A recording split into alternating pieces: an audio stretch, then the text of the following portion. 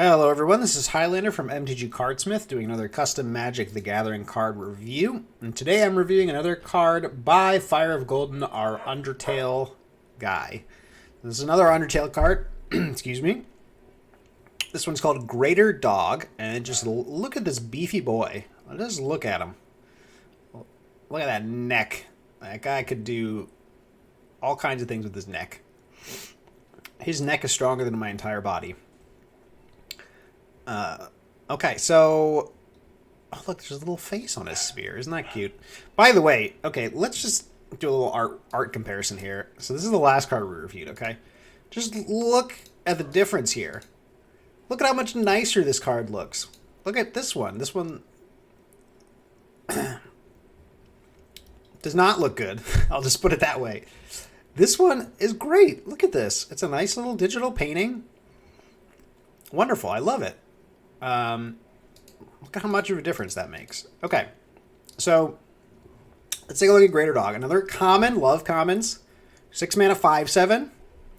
Hexproof, monster soldier. The human would walk upon the pile of snow. It would check the piles of snow, and a dog head pokes out. The human steps back as if it is expecting something. Indeed, the dog lifts up with much larger armor with a spear that appeared to have a dog face on. Okay.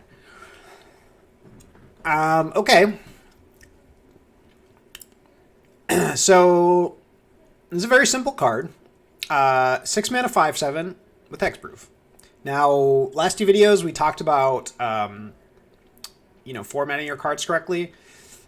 This one has very few opportunities to be formatted incorrectly, but it does have this comma at the end of hexproof, so gotta, I know you won't know that, obviously, until you watch these videos, but just, again, pointing that out.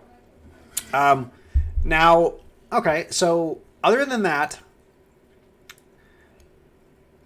I'm surprised this isn't a dog, but whatever. So a 6 mana, 5/7, them some decent stats, I think that's actually a reasonable stat line for 6 mana. Now, hexproof, though... okay. Let's talk about hexproof for a minute, all right? So first of all, hexproof, I know it shows up on white, but I think it's only on smaller creatures. I mean, I could be wrong. Let's just take a look. We love our Scryfall here. Sort by release date. Okay. Well, yeah, okay. So here's like an angel, I guess. I forgot about angels.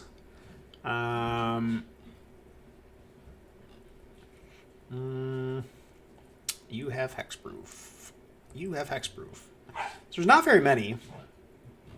So these are literally all the white cards that have hexproof on them. Is that right? Wow. Yeah.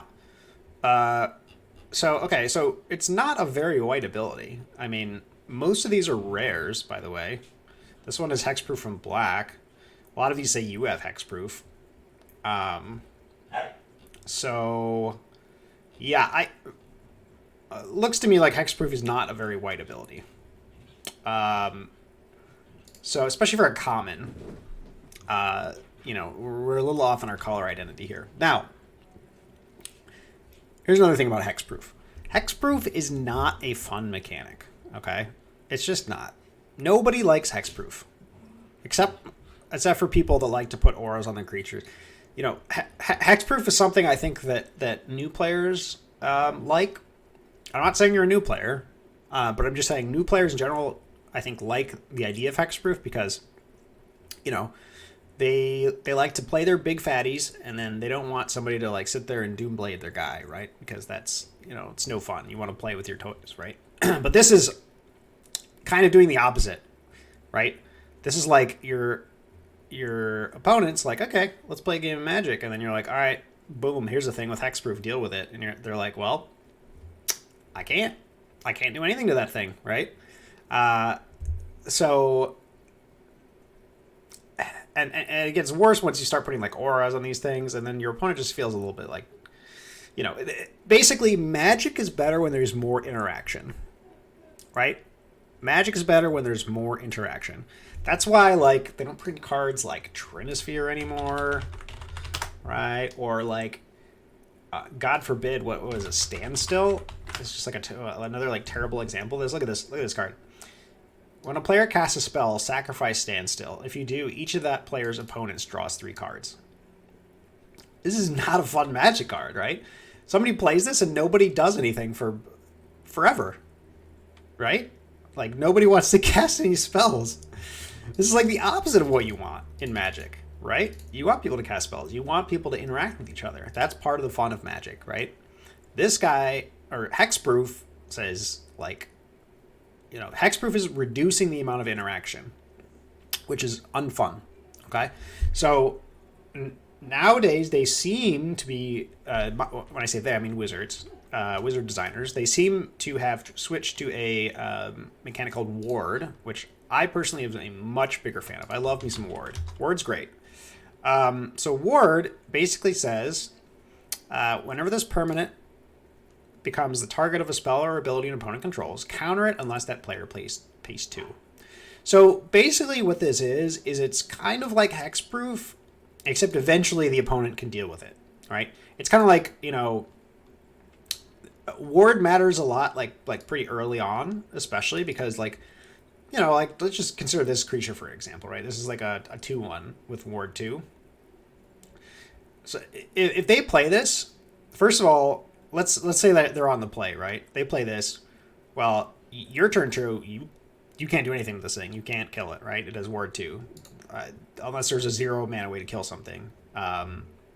So, which there are, but, like, you know, you're not casting, anyway, you're not casting those. So the next turn, they have to have a 1 mana way to kill this. And if they play their 1 mana card, they actually have to pay 3 for it. So they're going to spend 3 mana to kill your 2 mana creature, and they're not going to be putting anything on the board, right? And so, like, even though they technically could deal with it, oftentimes it's correct not to, right? Because spending so much mana, or like if they have to use a 2 mana removal spell, spending 4 mana to kill a 2 mana creature is not a good trade. It's not. So I like Ward a lot better.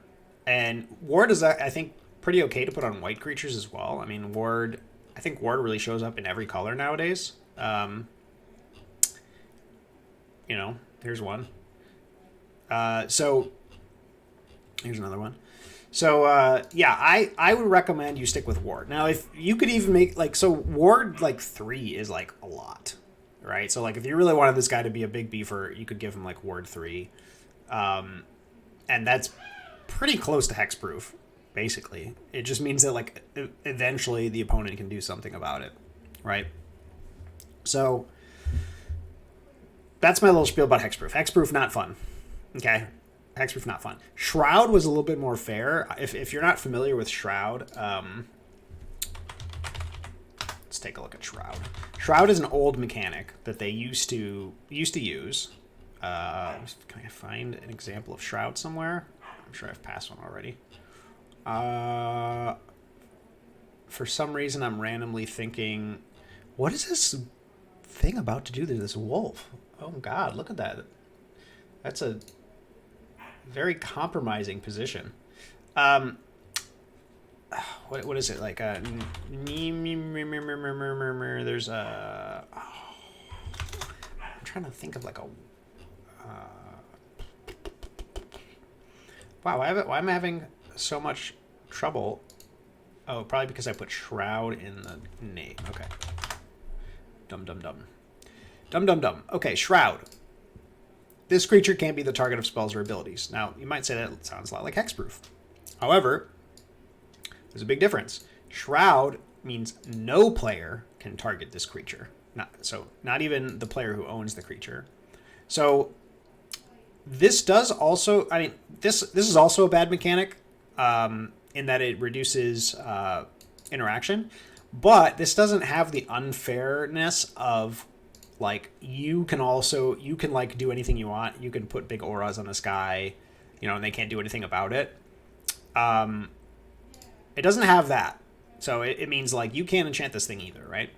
But it has the downside of being confusing to new players, right? Because it's not like super clear that like this applies to both players, right? So new players, I think, got Shroud wrong very often. They'll try to put auras on their own creatures and you know, et cetera, et cetera.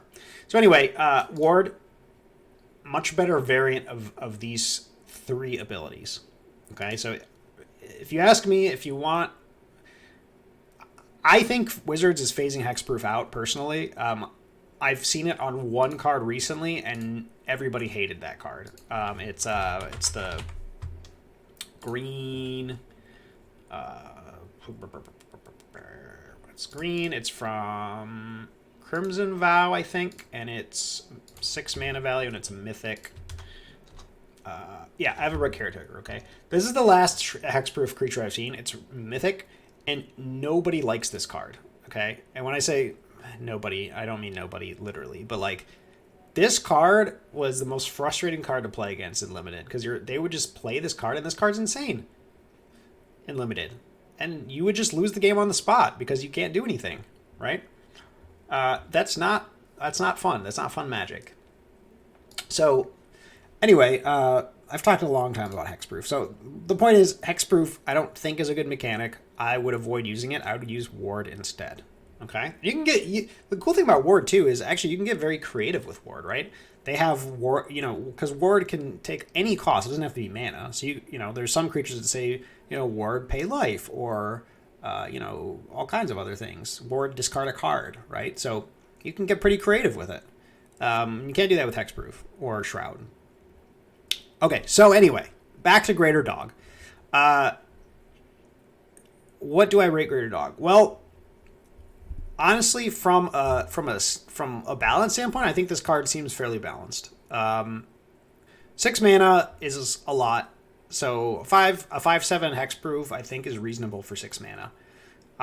So I think balance wise, this guy's good. I like the art on this one way more than the previous card. Obviously, I talked about that already. But you still have you still have this issue with the comma here.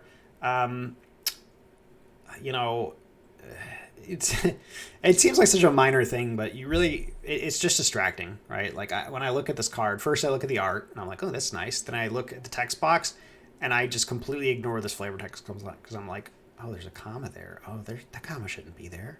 It's like if somebody has something on their face, you know, you're just like staring at it constantly. So you just got to get those things right because you don't want people to be distracted from your design. So I'll give this one a 3 out of 5. Presentation is a little bit off here, and I think hexproof is a no-no, especially on a white card. So especially on a white common. But it's close. I mean, again, if this was Ward and there wasn't this common issue, this would probably be a 4 out of 5 card. So cool. That's my review of Greater Dog, and I will see you guys next time. Thanks for watching.